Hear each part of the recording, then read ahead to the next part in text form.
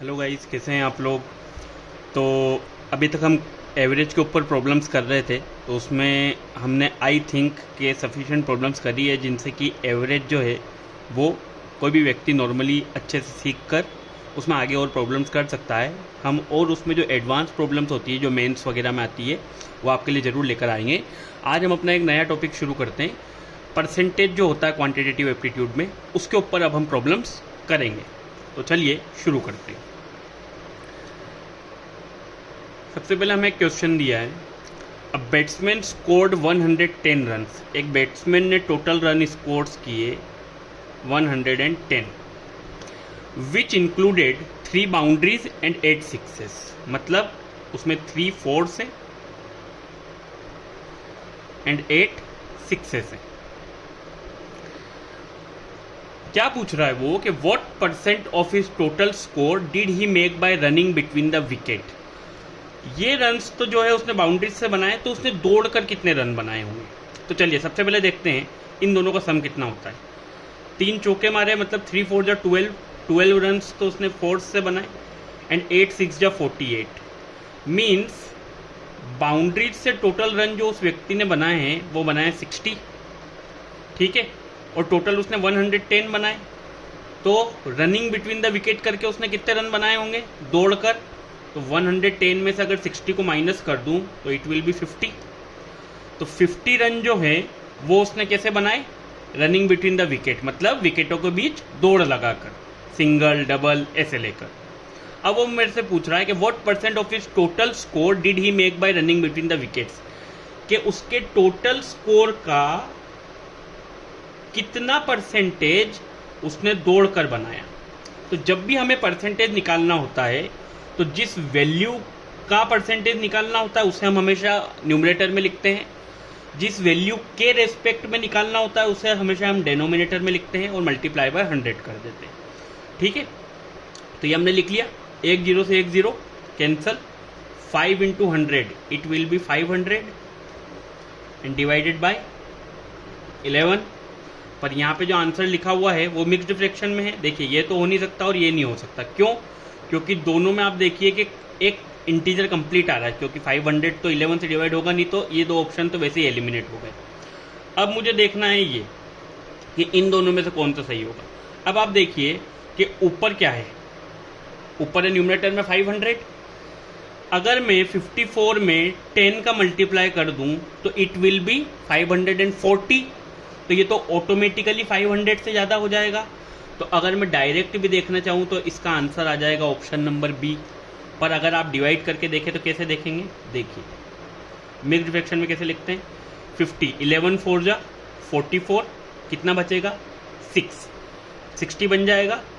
11 5 जा 55, कितना बचेगा 5, उसको हम यहाँ पे लिख देंगे 45। 5/11% इज अवर आंसर, ठीक है। तो इस तरीके से परसेंटेज की जो बेसिक सी प्रॉब्लम अगर कोई आए तो हमें इस तरीके से उसको सॉल्व करना। चलिए अगले सवाल पे आते हैं। 2 students appeared at an examination. एक एग्जामिनेशन में 2 स्टूडेंट्स अपीयर हुए। One of them secured 9 marks more than the other, ठीक है। एक को अगर x मार्क्स आए हैं तो दूसरे को आए हैं x + 9।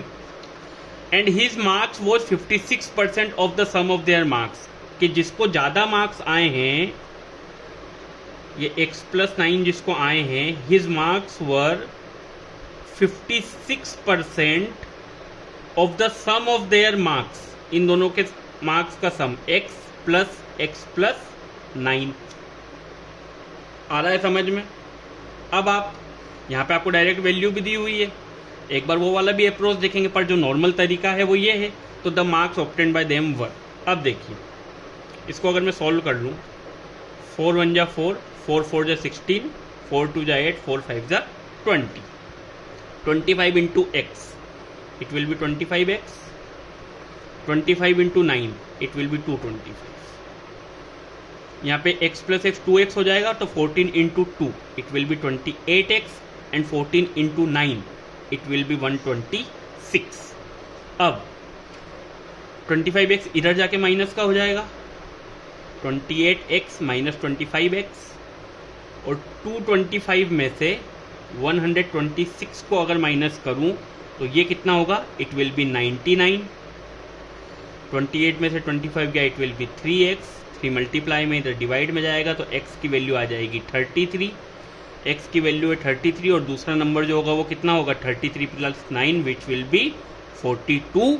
तो हमारा आंसर आ जाएगा ऑप्शन नंबर सी, जहाँ पे दो नंबर से 42 एंड 33, तो ये हो जाएगा हमारा आंसर।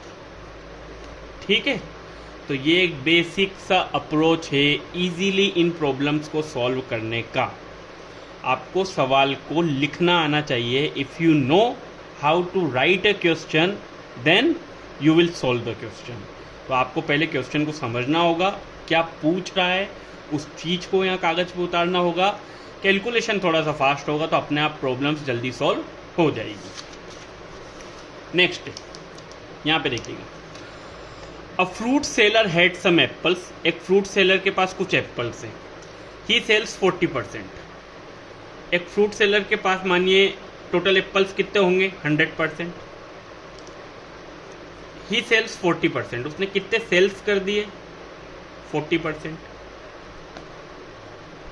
तो अब उसके पास बचे हुए कितने होंगे,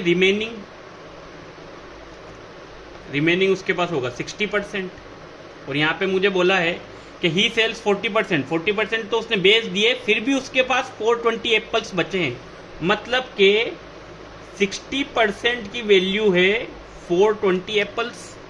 तो ओरिजिनली उसके पास कितने एप्पल होंगे ये मुझे निकालना है। अगर 60% की वैल्यू है 420, तो 1% की वैल्यू कितनी आएगी, डेट विल बी 7। 0 से 0 कैंसिल हो जाएगा, 6 7 जा 42। और अगर 1% की वैल्यू 7 है तो ओरिजिनली उसके पास 100% थे।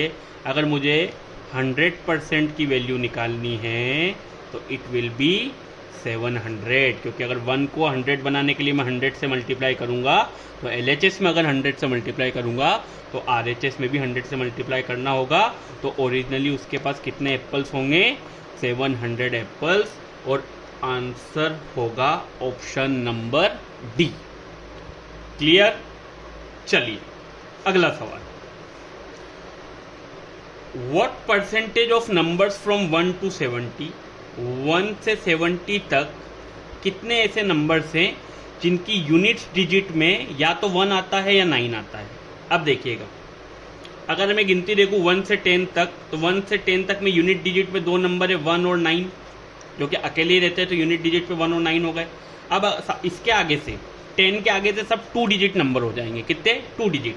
तो 11 और 19, 11 में यूनिट डिजिट पे 1 है और 19 में यूनिट डिजिट पे 9 है। Similarly 21, 29, 31, 39, 41, 49, 51, 59 and 61, 69। ठीक है, ये होंगे सारे नंबर्स। यूनिट डिजिट सबको क्लियर है। देखिए, जो भी कोई हम नंबर लिखते हैं 234, इस पे जो ये पहला नंबर रहता है राइट हैंड साइड से, इसे बोलते हैं यूनिट डिजिट, या तो वंस या यूनिट, ये टेंस, ये 100। ठीक है, अब ये उसने पूछा है कि what percentage of numbers from 1 to 70, 1 to 70 में कितने परसेंटेज ऑफ नंबर्स ऐसे हैं जिनमें 1 और 9 यूनिट डिजिट पे है। तो ये ऐसे नंबर है जिनमें 1 और 9 यूनिट डिजिट पे आप देख रहे हैं। तो कितने नंबर हो गए टोटल, 1 2 3 4 5 6 7 8 9 10 11 12 13 14। तो ऐसे नंबर है 14।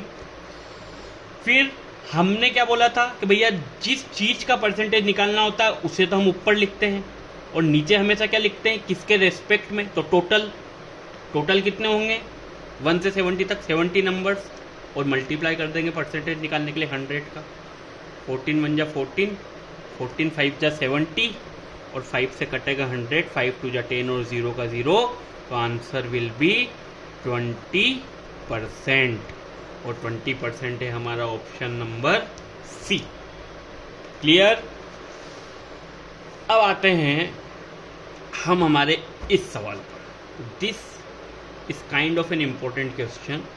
ऐसे क्वेश्चन आजकल ज़्यादा पूछे जाते हैं। क्या लिखा है, if a is equal to x% of y, a x% है y का, and b is equal to y% of x।